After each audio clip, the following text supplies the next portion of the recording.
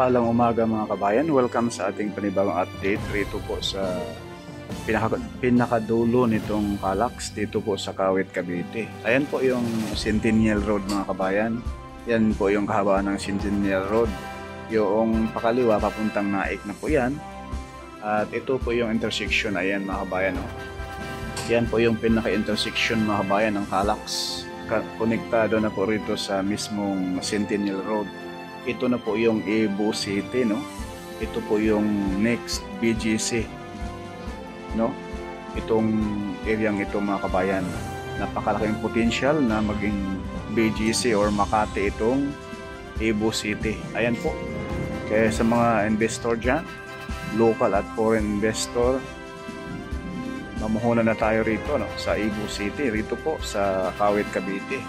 At napakalaking good news mga kabayan dahil itong Cebu City ay andito na yung interchange ng Kawit. Ipakita ko po sa inyo mga kabayan, ayan po yung right side, yan na po yung part ng Cebu City, no? At yung intersection na ito, ayan na po mga kabayan sa bandang kaliwa natin, yan na po yung mismong Kawit interchange na kung saan dito po ikukonekta yung mismong Calax Cavitex Link Expressway na may habang 1.2 kilometers, no? At may pundo itong 2.2 billion, no? Ayan po mga bayan yung mismong interchange ng Kawit, Cavite dito sa Calax. Kahit paano ay napakalaking progress na po rito mga kabayan. At napakalaking good news dahil itong Calax at Cavitex ay idudugtong na po, no? Paspasan po ngayon ang trabaho mga kabayan 24/7, no? Actually may mga rebars na rin po. Bubuhusan na lang yung mga mismong portal beam. Ipakita po natin maya-maya konti mga bayan yung progress dito sa ginagawang Calax Cavitex Link Expressway.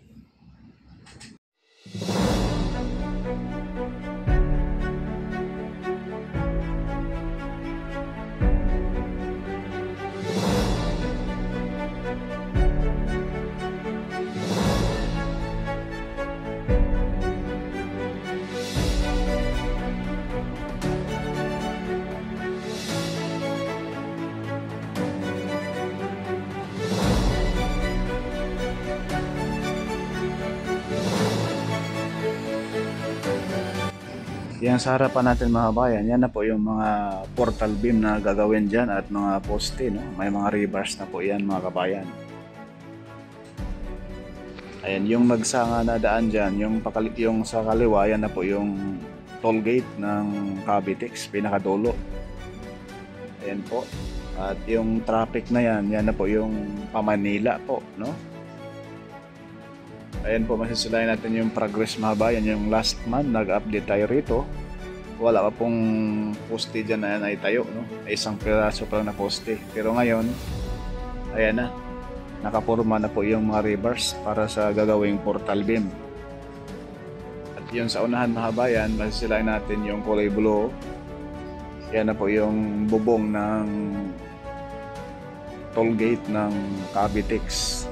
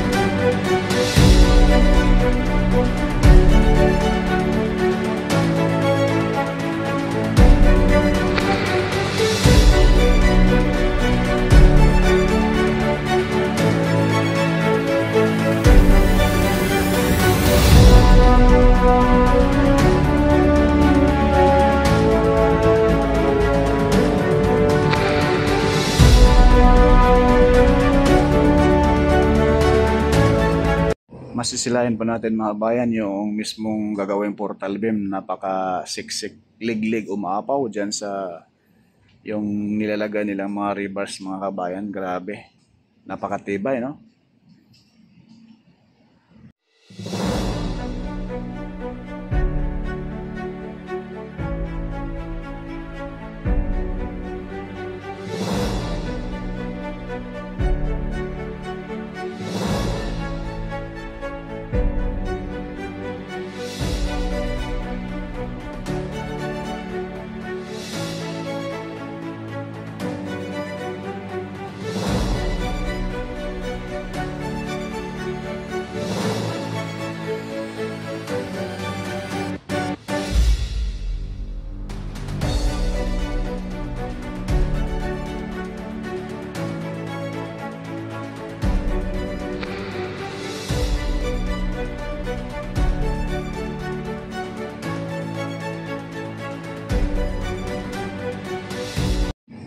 Ayan na po yung way na yan mga kabayan. Papunta na po yan sa mismong yung bandang kaliwa mga kabayan. Oh.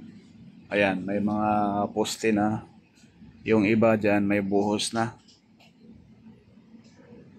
Sa bandang kaliwa natin mga kabayan, yan na po yung kahabaan ng Centennial Road going to Naik, Cavite. No? Ayan po, yung way na yan, ayan, pasaway talaga itong ibon mga kabayan. Yung sa unahan may 4 na poste at 3, no? Bubuhusan na rin lang din, malapit na mga bayan. Sa unahan mga bayan, yan na po yung intersection ng Calax. Doon na po yan idudugtong itong ginagawang Cavite-Calax Link Expressway na may habang 1.2 kilometers laang.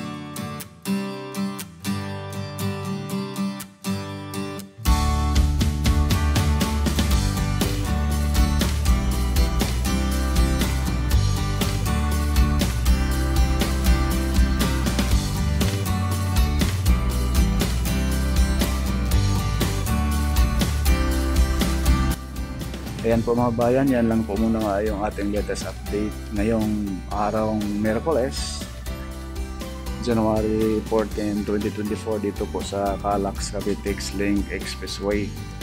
Abang-abangan po niyo mga bayan yung susunod po niyo mga update, no? Please like, share at subscribe po. Maraming salamat and God bless po sa ating lahat.